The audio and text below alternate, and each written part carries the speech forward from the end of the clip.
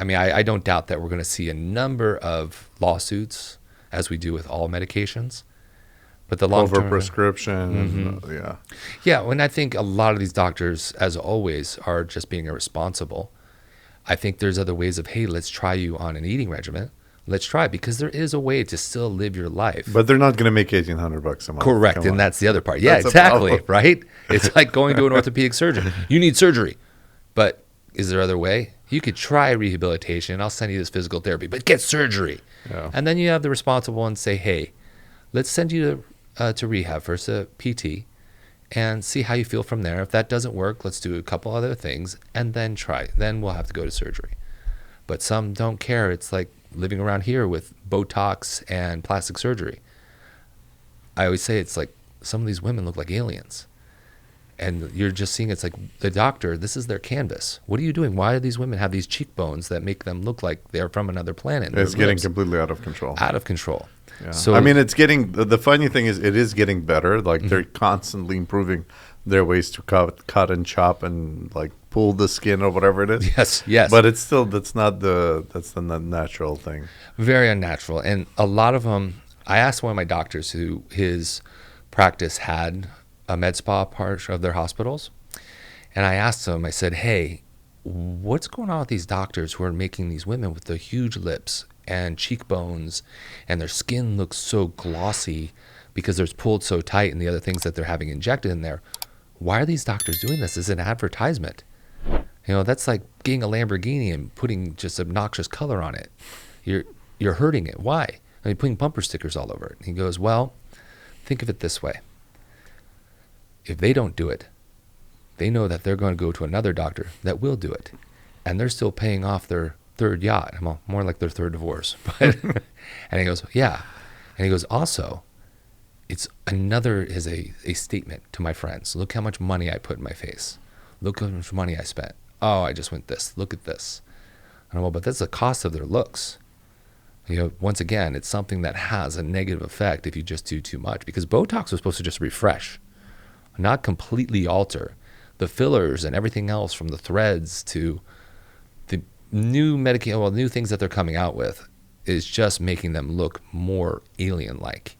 And the other problem is it's all superficial too. It doesn't make the person healthy. Like you want to look naturally good from health, not just like you pull the skin a little bit. What's underneath it is like, first of all, accepting aging. I think it's normal way of life. I had my cousin at the podcast. She's a really highly esteemed dermatologist, and she said, you know, I personally believe like aging is fine. Yes. You don't have to go crazy on all these things. Like you want to maintain your health, absolutely. But to kind of cheat aging, accept who you are and then work around it to live longer and healthier. Yeah. But to pretend that's something that you're not, I think that's, and I agree with her 100%. I think we have this kind of crisis in the country that people want to, it's not just the country, in the world. People want to show something that they're not, and it's not like working out. That's a different thing. You're actually improving your health, longevity, and as a result, you look better too. But for me, that's not the primary goal. Like I started working out with you, and it's not about the looks. I just want to feel healthier. I want to live longer. I want to be with my kids for many more years. Exactly. If I look better, it's a bonus. Yeah, it's so most of the men that come in, yes, they know that looks are secondary, that come with it. But number one is primary. Number one with the women is looks that they come in. And especially in the area that we live in, it seems to be dominated by the looks. We live in an area where people are just extraordinarily attractive compared to just, gosh, every time I go back home, it's like, wow, I'm in a culture shock. Because you're not seeing as many fashion design. Home, New Jersey? No, Tahoe. Okay. No, it's not Tahoe. We even go to Jersey. Actually, we went to Jersey about a year and a half ago. Same thing. You won't see as many fashion purses, clothes. You won't see any T-shirts that say Prada. Where here, you're like, it's a Tuesday at lunch. Look at that guy's watch, wallet, her purse. It's a lot of dress for show. And so a lot of the women, they have a lot of social activities. There's events. There's the Orange County Housewives.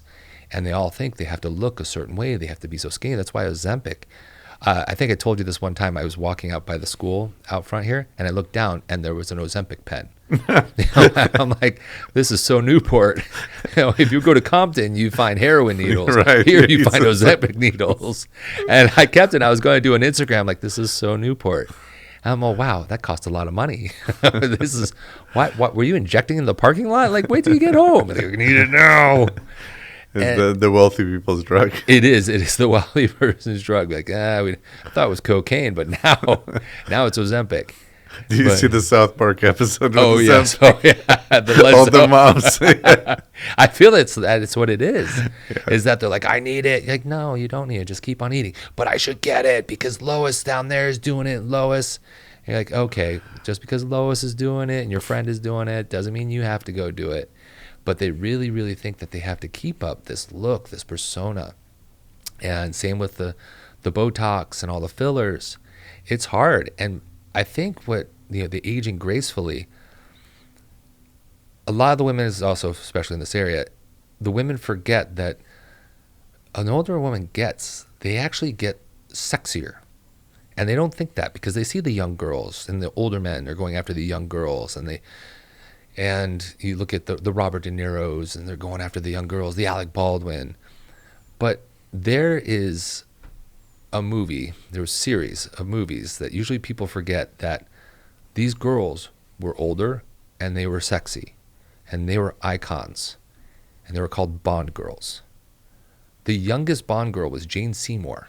They were like, she was a little young, but she was the youngest. How old were the rest of the? Over 30. Oh, wow. If you watch James Bond, you're like, how old is she? And you Google it up. Most of them are over 30. Some of them are 40. I mean, look at Halle Berry. Mm-hmm. Was she 40, 45 in that but Pierce Brosnan? Did Halle Berry get any work done on herself? Probably. I mean, probably. But at her age, look at Jennifer Lopez. Look at Shakira. All the women now have this sex appeal about them. And James Bond actually started it all. It really did. And I think a lot of the women forget that they have a power that the younger girl does not. The younger girl is cute. She's sweet. Yeah, innocent. But its sex appeal comes from an older woman, and they forget that. Is that power, that grace that comes from maturity. And when they embrace that, they will stand out more in the room than the girl who's in the Vegas cocktail dress.